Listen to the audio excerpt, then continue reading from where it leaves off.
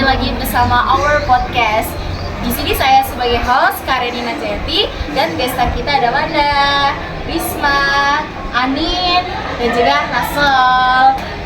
Di sini kita akan membahas tentang perkembangan sosial, ekonomi, dan budaya masyarakat pada masa Soekarno.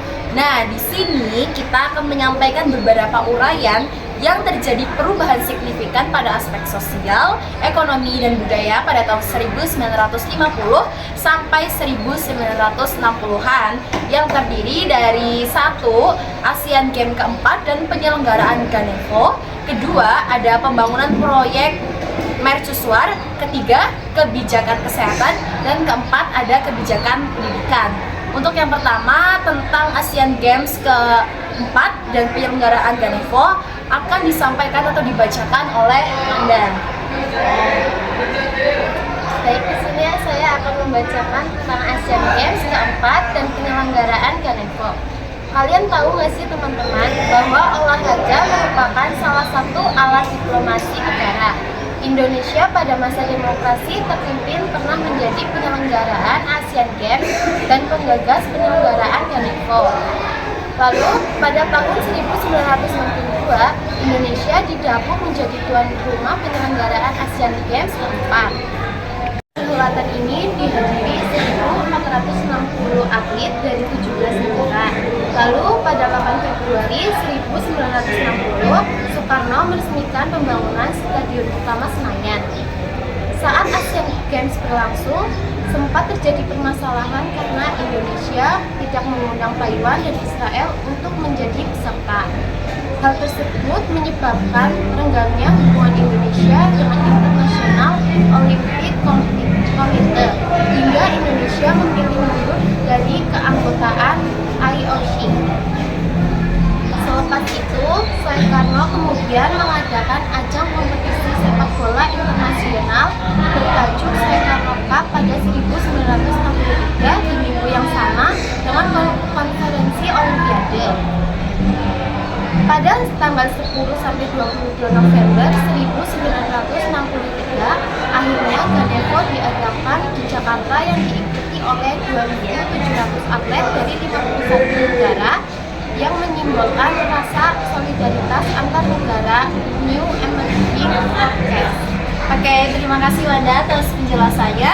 Kemudian kita lanjut ke perubahan berikutnya. Yang kedua yaitu ada pembangunan proyek mercusuar yang akan dibacakan oleh Risma. Silakan Risma.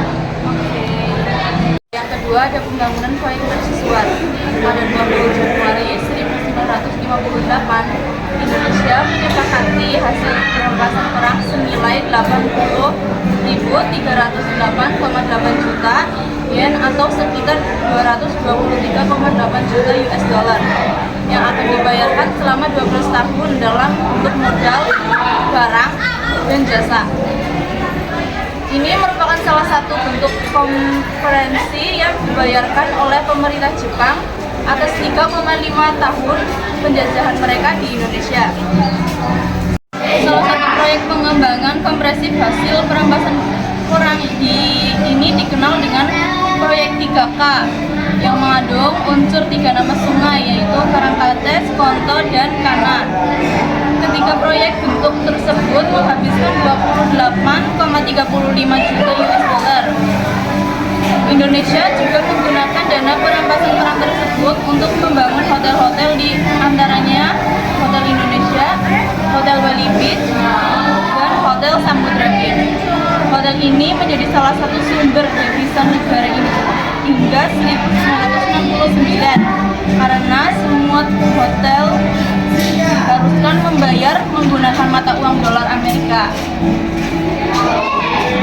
Begitu besarnya dana perampasan perang membuat pemerintah membentuk Komite Perampasan Pemerintah Indonesia antara tahun 1958 sampai 1965. Terima kasih Risma atas penjelasannya. Baik ya, ini ada kebijakan kesehatan yang akan dibacakan atau dijelaskan oleh Anin. Silahkan Anin. Oke, jadi ketiga ada kebijakan kesehatan. Kesehatan adalah aspek penting dalam satu dekade kedaulatan agar dapat mewujudkan pengobatan dan kesehatan yang bisa dijangkau masyarakat luas. Dr. Johannes Leimena dari Abdul Fatah memutuskan program Bandung Lab. Konsep Bandung Lab menyatakan bahwa pelayanan kesehatan pada aspek preventif dan kuratif tidak bisa dipisahkan. Baik yang berada di rumah sakit maupun di pos kesehatan.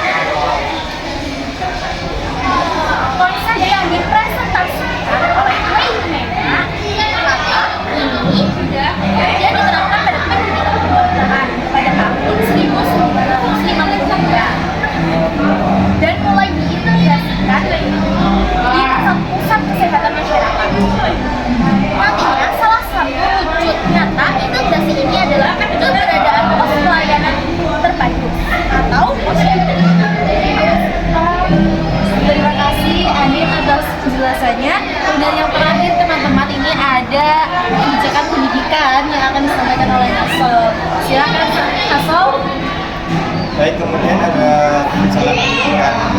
Ini pendidikan, pengajaran, dan kebudayaan, Minister Pendidikan dan Menteri Agama Haji Wahidasi memberikan perubahan dalam sistem pendidikan dengan menetapkan Undang-Undang Nomor 4 Tahun 1950. Perubahan tersebut meliputi pelajaran pendidikan agama diberikan pada sekolah rendah atau umum dan lanjutan atau kejuruan yang dibuat pada siswa kelas 4 maksimal 2 jam per minggu. Kemudian pada siswa kelas 1, 2, dan 3 sekolah latihan pemakaian bahasa daerah digunakan sebagai pendamping bahasa Indonesia.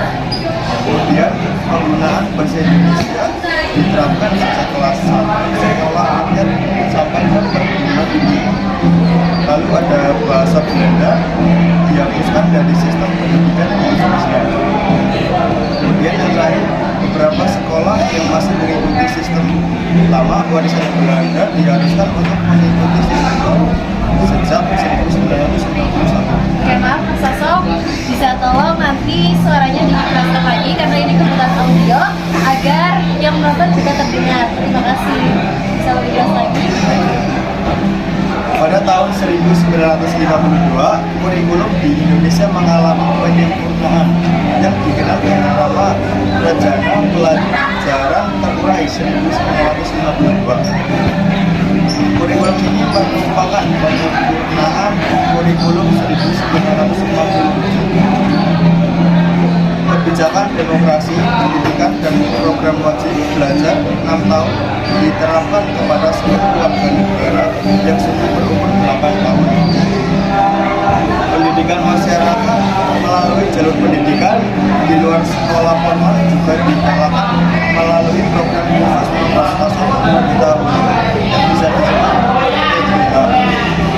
Pendidikan umum A atau KPU A setara di sekolah dasar dan khusus pendidikan umum B atau KPU B setara dengan sekolah menengah. Perkembangan politik masa 1959 sampai 1966 mengalami masa sulit. Kehidupan perekonomian menurun, terjadi inflasi hingga 60% yang mengakibatkan alokasi anggaran untuk pendidikan semakin kecil. Terima kasih Mas Saso atas penjelasannya. Nah, demikian teman-teman penjelasan dari kami. Semoga bermanfaat. Terima kasih dan sampai jumpa.